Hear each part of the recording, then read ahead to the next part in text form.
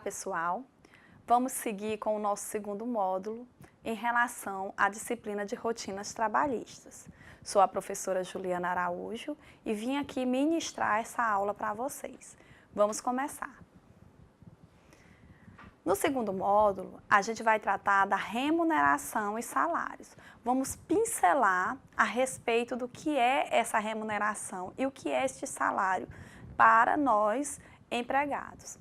O roteiro da aula a gente segue com um breve histórico em relação a esse assunto, a conceituação de remuneração e salário, diferenciando o que é remuneração e salário, as formas de pagamento de um salário, os sistemas de pagamento, os tipos de salário, a conceituação de salário in natura ou utilidades, formas especiais de salários, os tipos de benefícios e as faltas justificadas.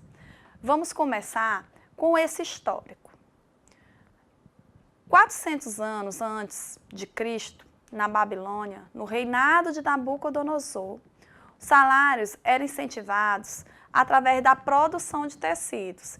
Então, eu produzia, não tinha remuneração em dinheiro. Era o que eu produzia, eu recebia, era o meu produto. No século XVI, o salário era pago por peças produzidas em Veneza, conforme o seu trabalho. Um exemplo era produtores de remo. Então, eu passava esse produto para quem consumia o produto. A remuneração mínima fixa, devido ao Código de Hammurabi, se um homem alugar um trabalhador do campo, é justo que esse homem pague 8 gus de cereal, ou seja, a remuneração era paga através de cereais, onde aquele homem trabalharia no campo, produziria, e quem alugasse aquele homem teria que pagar ele 8 gus por ano, como esse salário mínimo. No final do século XIX, Taylor criou um sistema de tabelamento por peça, onde definiu um tempo padrão para a produção e valores para a produção neste tempo. Ou seja, o que eu produziria através do meu tempo, eu iria receber através do que eu produzia, para maior ou para menor produção. Se eu produzisse mais, eu iria ganhar mais. E se eu produzisse menos, eu iria ganhar menos.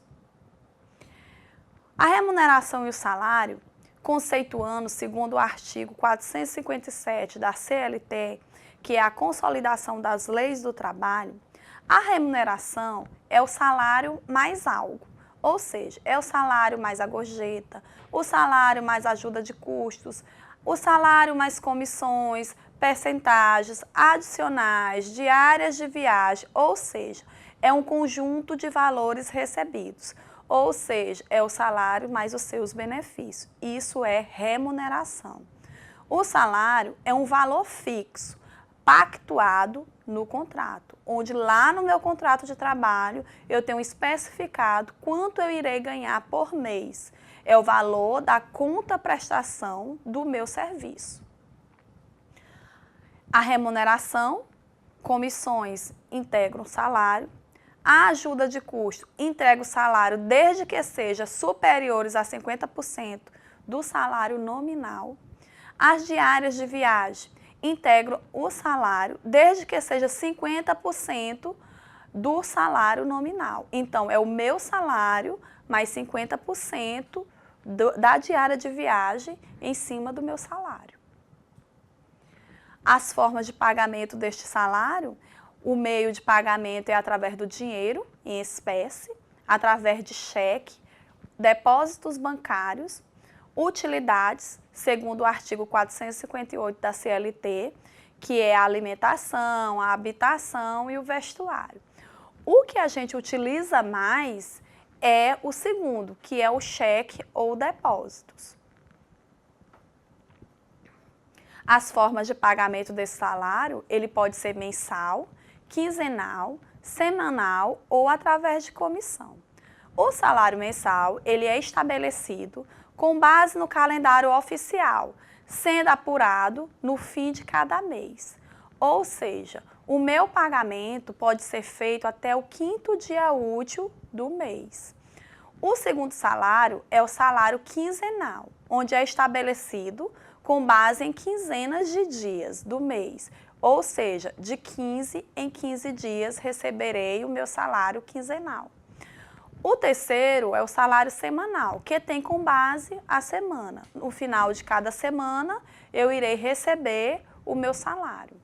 O salário em comissão é a forma de salário pelo qual o empregado recebe uma percentagem, um percentual do produto cujo a venda é intermediária. Isso acontece muito com os vendedores.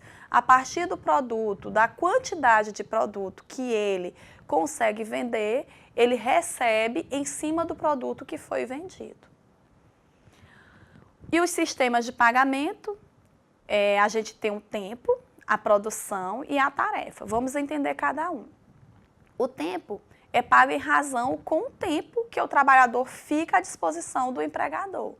Então, se o meu empregado tem uma determinada hora para ficar na empresa, mas ele é chamado a ficar um tempo a mais para cumprir outras obrigações que a empresa necessita naquele momento, eu vou disponibilizar o meu tempo. Então, eu sou pago um tempo extra de estar na empresa. A produção é pago de acordo com a quantidade de peças produzidas, de produtos que eu efetuei, que eu construí dentro da organização. Ou seja, sem considerar o tempo gasto. Eu posso produzir mais e posso produzir menos. A tarefa é a combinação entre o tempo que eu estou na empresa e o que eu irei produzir. Salário in natura ou utilidades é toda parcela, bem ou vantagem fornecida pelo empregador, como gratificação pelo trabalho desenvolvido e pelo cargo ocupado. O salário, antes, o trabalhador nem sempre foi remunerado, né? Então, ele já foi pago com um abrigo, com proteção, com mercadorias, e que mercadorias eram essas? Podia ser o sal.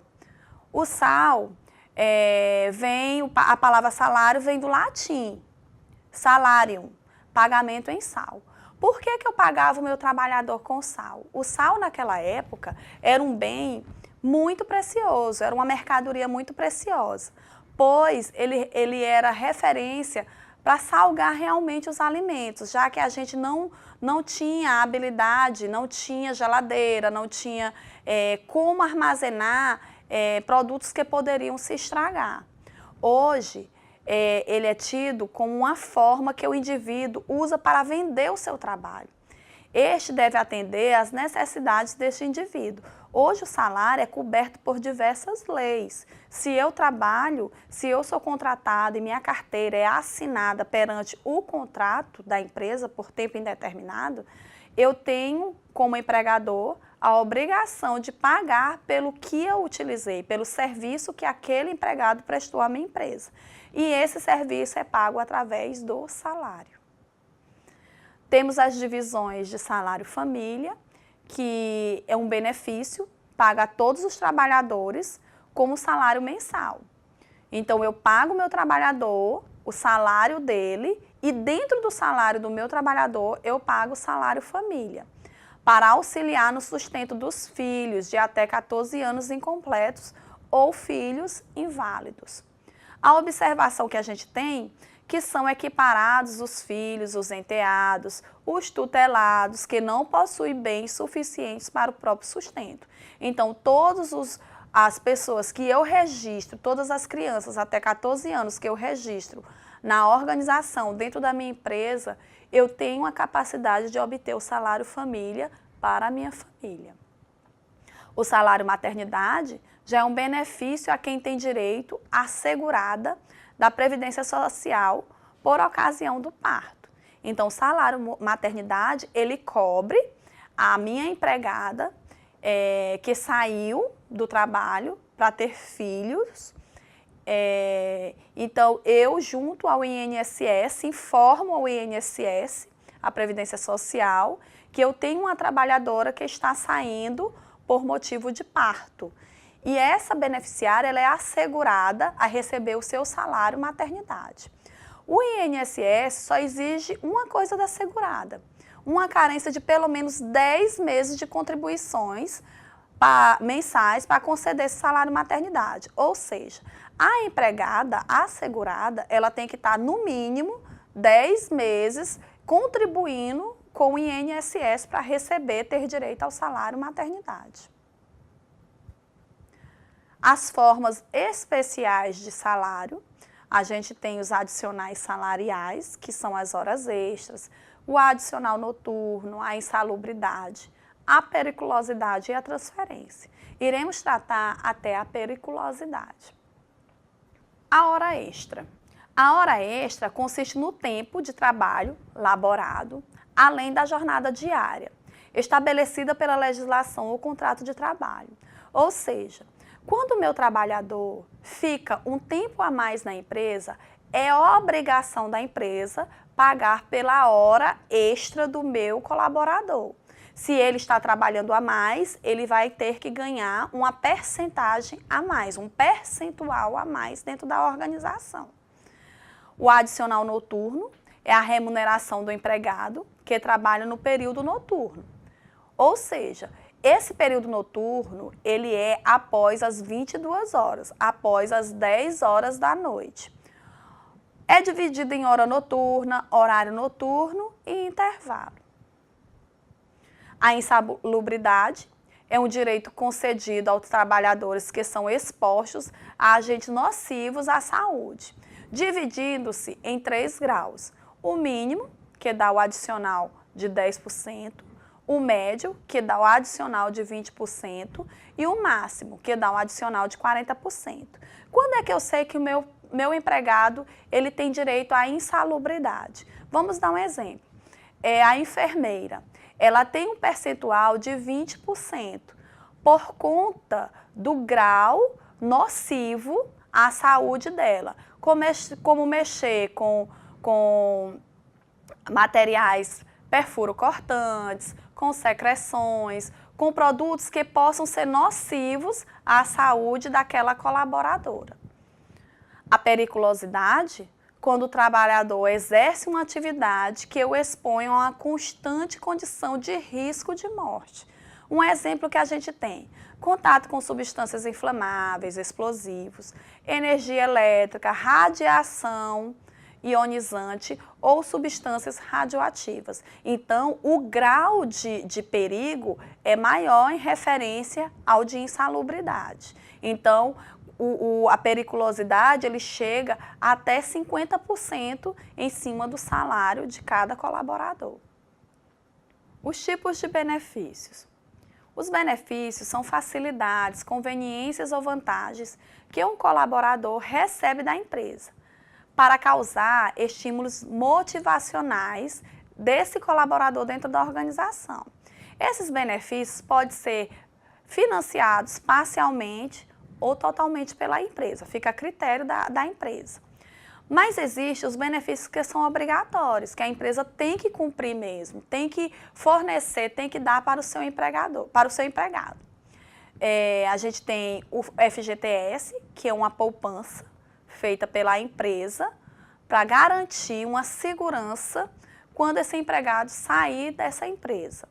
O 13º salário, que é um salário a mais, isso pago em 2 etapas, é um salário que a empresa fornece para o seu empregado. As férias remuneradas e o vale transporte. Esses benefícios também podem ser não obrigatórios. A empresa não tem a obrigação de dar vale alimentação ou vale refeição, plano de saúde ou plano odontológico, auxílio creche e auxílio estudo. Então, a empresa não tem essa obrigatoriedade. A empresa fornece com totalidade, se for de desejo dela.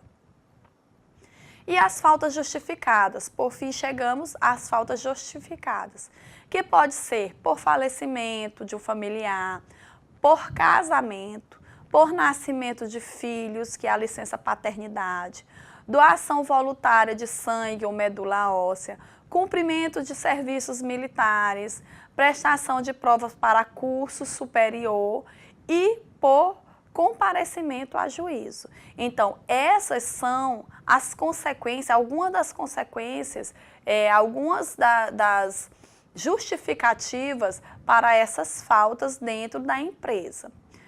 Então, terminamos aqui o nosso módulo 2 e até a próxima aula. Tá.